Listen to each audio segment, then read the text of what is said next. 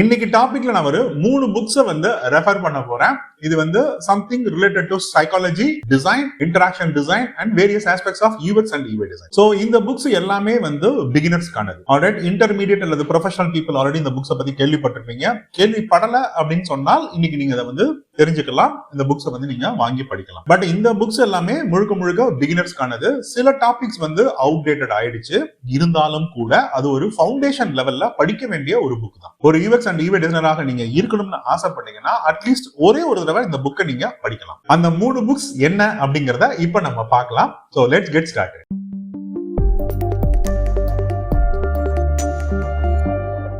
Hello all, I am Rambal from Aspira. Happy to see you again. இன்னைக்கு டாபிக்ல நம்ம first பார்க்க போற book Don't Make Me Think. So ஆத்தரோட பேர் Steve Krug. So Don't Make Me Think அப்படின்னா என்ன ரொம்ப திங்க் பண்ண வைக்காது. சோ ரொம்ப இல்ல, திங்க் பண்ணவே வைக்காது.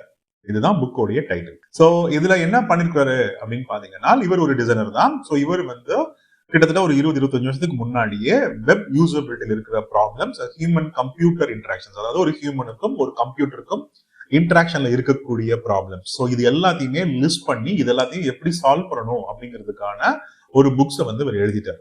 அதுதான் don't make me think. So இந்த புக் வழியாக இவர் என்ன ட்ரை பண்றாரு அப்படின்னு பாத்தீங்கன்னா, ஒரு யூசர் ஒரு சாஃப்ட்வேர் ப்ரோக்ராம் அல்லது ஒரு வெப்சைட் அல்லது ஒரு அப்ளிகேஷன்ஸ்குள்ள ஒரு டாஸ்க் பண்ணணும்னு சொல்லி வந்தால் அவர் ஈஸியா அந்த டாஸ்கை பண்ணிட்டு வெளியில போயிடும். அவரை உட்கார வச்சு ரொம்ப திங்க் பண்ண வைக்க கூடாது, அவரை கன்ஃபியூஸ் பண்ணக்கூடாது, நிறைய இன்ஃபர்மேஷன்ஸை லோட் பண்ணி ரொம்ப காம்ப்ளெக்ஸா அதை பண்ணிடக்கூடாது. ஸோ எவ்வளவு ஈஸியா அவரால் ஒரு டாஸ்கை பண்ண வைக்க முடியுமோ அவ்வளவு ஈஸியா பண்ண வச்சிருங்க அப்படின்னு இந்த புக் ஃபுல்லாவே அவர் சொல்லியிருக்கிறாரு. இது ஒரு சின்ன புக் தான். ஸோ இதோடைய ரிவிஷன்ஸ், அதாவது ரீவிசிட்டட் அப்படின்னு சொல்லிட்டு திருப்பி 2003 2005 அவர் கொடுத்தாருன்னு நினைக்கிறேன். நான் படிச்சு ரொம்ப வருஷம் ஆயிடுச்சு. ஸோ இந்த புக்ல அதை பத்தி தான் பேசியிருக்கிறாரு. ஸோ இன்னைக்கு அதை நீங்க ஒரு மொபைல் அப்ளிகேஷன் அல்லது ஃபியூச்சர்ல வரக்கூடிய இன்டர்ஃபேசஸ்ல எப்படி இம்ப்ளிமெண்ட் பண்ணலாம் அப்படிங்கறத நீங்க கோரிலேட் பண்ணிக்கலாம். ஸோ இதுல அவர் பேசியிருக்கிற டாபிக்ஸ் எல்லாமே கொஞ்சம் பழசுதான்.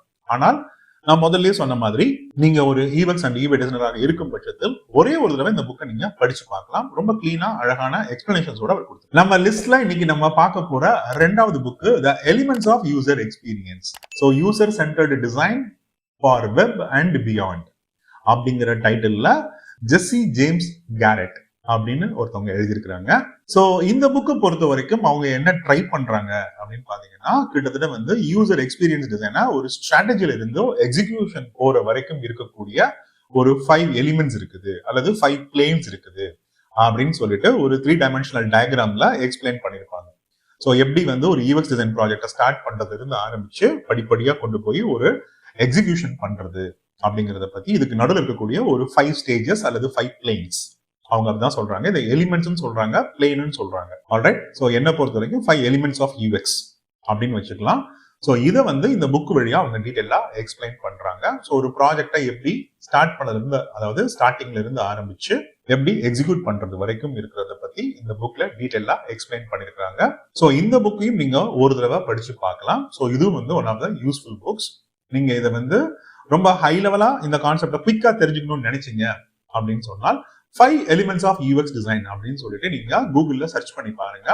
உங்களுக்கு இதை பத்தின ஆர்டிகல்ஸ் நிறைய பேர் எழுதியிருக்காங்க. ரொம்ப ஹை லெவலா எக்ஸ்பிளைன் பண்ணிருக்காங்க. டீடைலா படிக்கணும்னா இந்த புக்கை படிங்க, அல்லது ஹை லெவலா படிக்கணும்னா ஆர்டிகல்ஸ் போய் படிங்க. ஸோ என்னோட லிஸ்ட்ல இருக்கிற 3வது book the designing for interaction by Dan Saffer. So இந்த புக்ல இவர் என்ன பண்றாரு அப்படின்னு சொன்னால், இன்டராக்ஷன் டிசைன் அதுக்கான இம்பார்ட்டன்ஸ் என்ன, இது ஒரு டொமைனா எப்படி எவால்வ் ஆச்சு. சோ இதுக்கு ஐடியோ அப்படிங்கிற ஒரு டிசைன் ஸ்டுடியோவுடைய ஃபவுண்டர் லேட் 90sல இந்த இன்டராக்ஷன் அப்படிங்கிற டெர்மினாலஜி அவர் எப்படி காயின் பண்றாரு, சோ இதை எப்படி அவர் இந்த டொமைனுக்குள்ள எடுத்துட்டு வராரு, இது வழியா எப்படி சாஃப்ட்வேர் டெவலப்மெண்ட், ப்ரோக்ராமிங், டிசைன் இது எல்லாருமே எப்படி புரோட்டோடைப் அப்படிங்கிற ஒரு ஆஸ்பெக்டுக்குள்ள கன்வர்ஜ் ஆகி வராங்க, அது எப்படி அவங்களுடைய ஒரு ப்ராடக்ட் டெவலப்மெண்ட் லைஃப் சைக்கிள சிம்பிளிஃபை பண்ணுச்சு. ஸோ இதுக்கான ஹிஸ்டரி எங்க இருந்து ஆரம்பிக்குது, ஒரு பிரீஃப் ஹிஸ்டரி ஆஃப் இன்டராக்ஷன் டிசைனை பத்தி சொல்றாரு.